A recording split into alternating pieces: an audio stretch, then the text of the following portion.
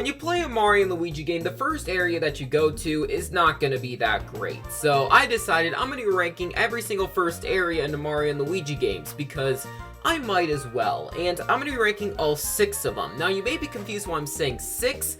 Well, there's a reason for this. For Bowser's Inside Story, I'm kind of confused what counts as the first area because you play as both Bowser and Mario and Luigi, so I decided to include both first areas on this list. So we're going to have the Trash Pit, and we're going to have KV Cape as well. And also for Dream Team, obviously the first area is Blimport, but I'm so tired of talking about Blimport, so I'm just going to talk about Pillow Castle instead. I'm already breaking my rules, but I'm just so tired of talking about Blimport, I'm just not going to include on this list. But every other first area is fair game, so let's just get right into this video. But actually, before we get started on this video, make sure to leave a like on this video. Let's try to hit maybe 125 likes, and also make sure to subscribe. I'm trying to hit 4,000 subscribers by the end of the year. But other than that, let's get started.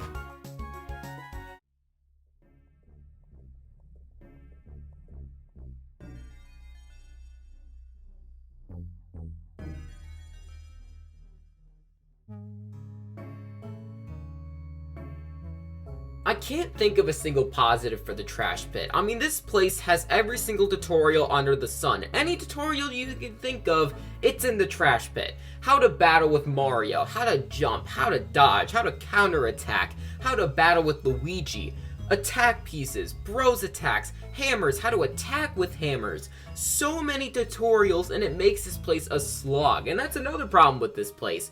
Because of all the tutorials, this place is so slow. Also, this place does not have that interesting of music. I don't think this place looks that cool. Overall, this place is just a tutorial-filled slog, and that's honestly how I feel about it. There's no redeeming qualities. It's just tutorial madness. Now, obviously, this is good for the game as a whole because all the tutorials are crammed into a single place, so they're not spread out. But if we're just talking about the Trash Pit, it is horrible, and I do not like this place at all, and that's why it's at the bottom of this list.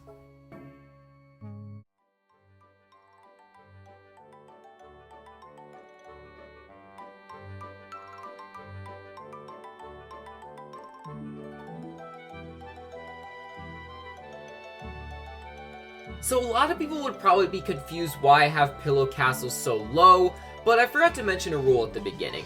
I'm not going to be counting any area visits that happen after you visit the first time. I'm only counting the first visit for this list. So I guess I might narrow it down a little bit, but I think people would still be confused. But the main reason I don't like this place is because the stupid purple bubble exists. And obviously, we'll talk about purple bubbles in a bit, but it gives you tutorials, which is kind of irritating because at this point you already know it. And it gives you puzzles, which aren't that irritating, but I kind of just wish they weren't there. There's some very basic enemies with the Grombas. There was like this Gromba like plus sign that looked very threatening, but it wasn't. It was only like 4 fights, which is kind of disappointing. And at the end of this place, you get to fight Smoldergeist. And honestly, if I had to describe this place, I would describe it as Holly Jolly Village. Very similar to it. I mean, it has tutorials and very basic enemies, but the end destination is not satisfying at all, unlike Holly Jolly Village. I mean, the end destination for this place is that you get to fight Smoldergeist. This boss fight is not very good. I think it's very flawed. Just check out my Dream Team boss ranking remake if you really want to see how I feel about it, but just know I don't like the fight at all. I think it's very flawed, and the tutorials in it are not very good. And that's really it for the area. You just get to leave, I'm not counting the dream area for this list, and then you just get to go right back to Blimport. Yeah, this area is not very good to me. It's very flawed, it doesn't have great music, the tutorials are there and they're kind of aggravating, the puzzles are disappointing, and Smoldergeist is here. That's probably the main reason why it's so low on the list. It's just because Smoldergeist is here. If it wasn't here, maybe it'd be higher, but since it is, it's pretty low on this list.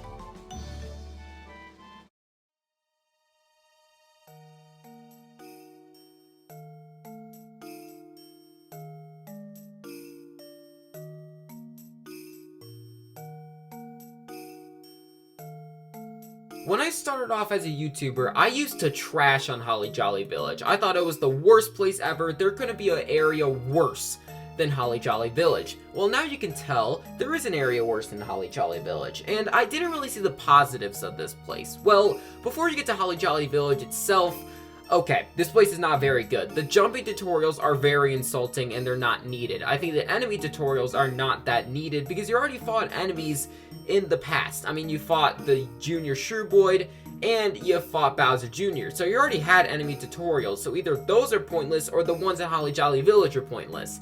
But then you get to Holly Jolly Village itself, and the place gets better. I mean, you obviously have the really depressing music of Jingle Bells, and you get to see the Shroob destruction, knowing that something in the past is happening.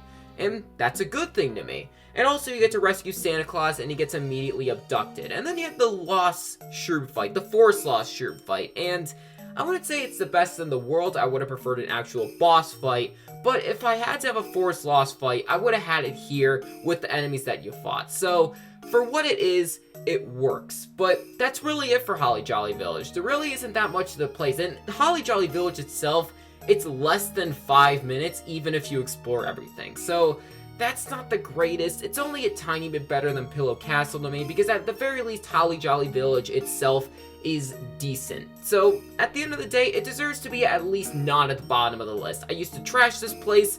In reality, it didn't deserve it completely.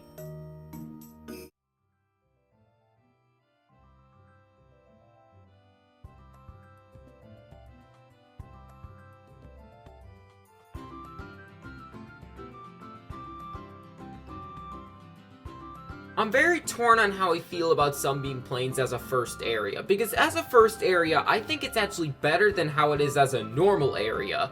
I mean, Sunbeam Plains, there's very little tutorials.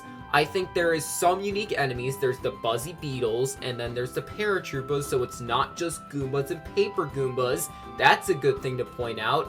And you get to learn the dash here. There's a couple of Toad minigames. There's a papercraft battle. There's a lot to do at this place, which is looked at as a good thing, especially for a first area. The problem, though, is that it actually goes against this place, because this place is very long and it drags.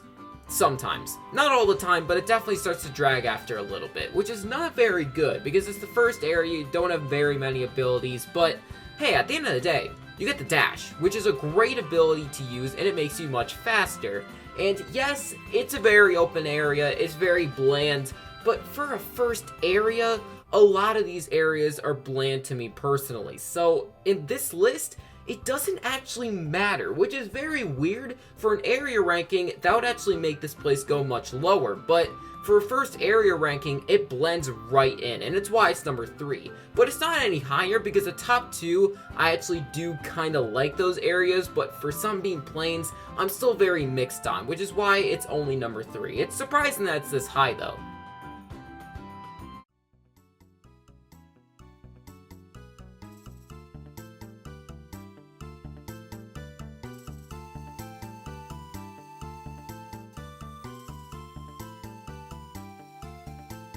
Even though KV Cape is number 2 on the list, I still don't think this area is that great. Don't get me wrong, it's not bad, it's not comparable to number 5 or number 6 on the list, but KV Cape, it's still not the best area in the world. I mean, obviously there's some positives. I think that this place looks cool, I like the music, I think that playing as Bowser is always going to be a positive. And I do like the enemy here. I mean, it's somewhat unique, it's a fat Goomba.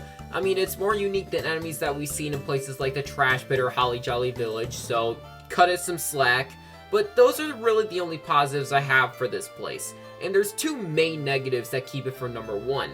Now, playing as Bowser is great. Obviously, he's really fun to control with all of his abilities. But at KV Cape, you don't even have the ability to breathe fire yet. You only have his ability to punch, which in my opinion is kind of boring. It's kind of lackluster in my opinion, so that's not great. But the main problem I have with this place is that there's no clear objective. You're just trying to get out of KV Cape, and that's it. Number 1 doesn't actually suffer with this problem, and that's why KV Cape is number 2.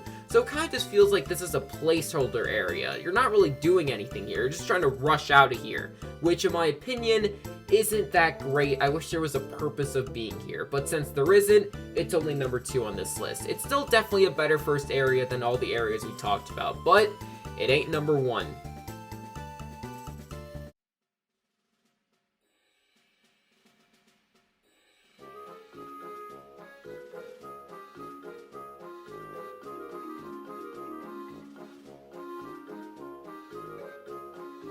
Even though I said that Stardust Fields is the most unmemorable area in Superstar Saga, it is actually the best first area in the Mario and Luigi series, which kind of surprised me, but I do think it deserves to be number 1 for multiple reasons. The main reason is that this place actually has an objective.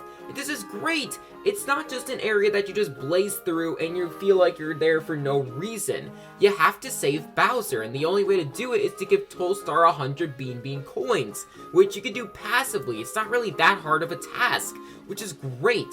The only other first area that actually has an objective is Pillow Castle, and honestly, it's a very boring task. All you're doing is saving Peach. So, honestly, this place does it best. And then you get to learn abilities. You get to learn the spin jump and the high jump, which the only other first area that you actually learn abilities in is Sunbeam Plains. That's it. So that's obviously great as well. And they're very iconic abilities that you're going to be using throughout the entire game, and they're used very well in Stardust Fields. You also get to learn Bros attacks here, which is good. And the Tolstar fight, it's not great, but it doesn't sink the area like Smoldergeist does, which that's a positive at least. I think the music is okay enough.